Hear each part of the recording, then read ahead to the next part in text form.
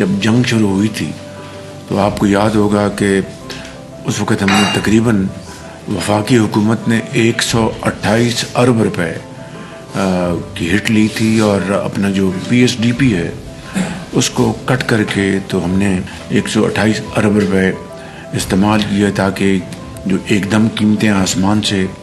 باتیں کر رہی تھیں، وہ جو بہت بڑا بوجھ تھا جو کہ عام آدمی کے اوپر گرتا بجلی کی طرح، اس کو ہم نے الحمدللہ اس کو کافی حد تک اس کو سنبھالا۔ پھر اس کے بعد میں صوبے بھی اس میں شامل ہوئے، انہوں نے بھی اس میں بڑی اپنی پوری طرح اس میں حصہ ڈالا۔ تو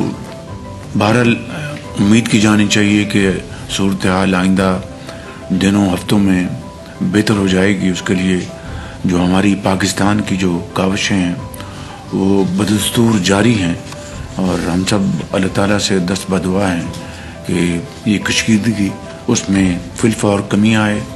اور صورتحال بہتر ہو، تاکہ ہماری معیشت کے لیے جو ہم نے اقدامات